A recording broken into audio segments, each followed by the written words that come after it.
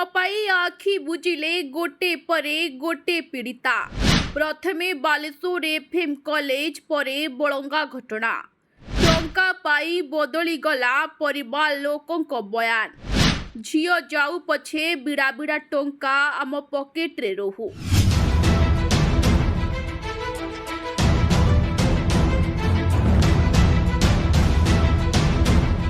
आगे सौम्यश्री पछे सजिता नियार अरे आखि बुझिले दुई पीड़िता। हेले आज पर्यंत पीड़िता मिल पारा नहीं सठिक न्याय। पैसा आगरे मुंड नुआई देले परिवार लोके।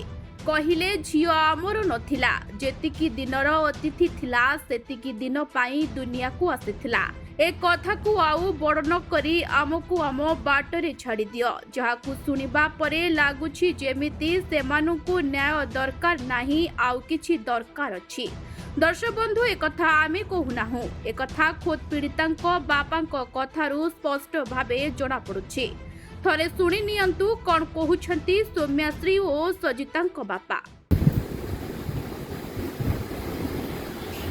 मुई कहय जाउथि जहाँकि मो झीपाई गवर्नमेंट जी सहयोग करिया तो करछि आ मो बागे मो झील नाही आ मो झील आज जब एमपी होती तार मानसिक चिंता जो से आज जीवन नहीं या जो आपण मैंने राजनीति न करी मो झीपाई प्रार्थना करूँ आत्मा के शांति हो।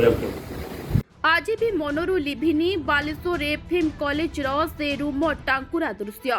कोभली भावे झियोटी निज पाई लढ़ी लढ़ी मीडिया ठारू आरंभ करी सरकार पर्यंत गुहारी करिथिला। सबु आडू विफल हेबा परे शेषरे निज देहरे पेट्रोल ढाली जड़ीपोड़ी पाउस होईगला। परे घटना को नहीं अनेक उत्तेजना देखा देइथिले मध्य सौम्यश्री बापांक कथा सभिंकु आश्चर्य करिथिला।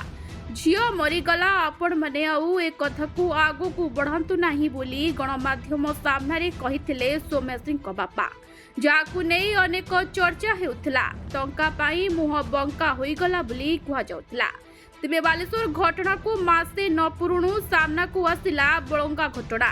पुणी जड़े निरीह झियो नियारे जली जीवन मरण सह लड़ई करी करी शेषरे आखि बुझिचे, किंतु एठारे घटना किछि अलगा थिला।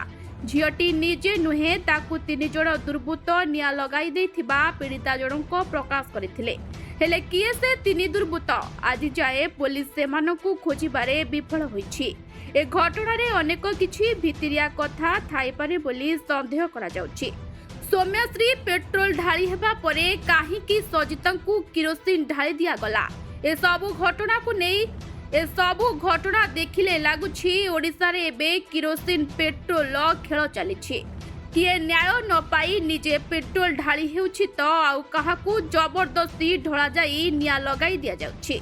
किंतु एठारे सबुठारु बड़ कथा हेउछि सौम्यश्रीक बापांक भली सजितांक बापा मध्य समान कथा कहिसंती, जा सभिंक मनरे एबे संदेह सृष्टि करिछि। काहीकि चुप रहिछंती परिवार बड़बड़ियांक चापरे ना मोटा अंकर टंकार लोभरे। बालेश्वर बलंगा सबुठी देखिबाकू मिलिछि छात्रींक उपरे अत्याचारर कहानी। देखिले लागुछि जे बोली झियोटी पाई ओडिशा विपद। सौम्यश्री सजितांकू छाड़िले ओडिशा रे आहुरी अनेक कहानी रहिछि, जहा न्याय न पाई ओडिशा माटी तळे चापी रहिछि।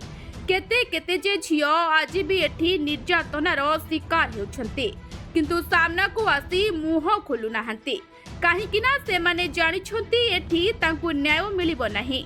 आम सरकार एठी दुर्बल, परिवार लोके टंका नै चुप। तेबे झियोटी न्याय पाइबो तो पाइबो केउठू? किए देबो तांकू न्याय? केबे खोलिबो सरकार को आखि? केबे मिलिबो दोषी को सठिक दंड? केबे ओडिशारू बंद हेबो नारी निर्यातना, जहा एबे सभिंक मनरे बड़ प्रश्न। ब्यूरो रिपोर्ट ओडिया अस्मिता न्यूज।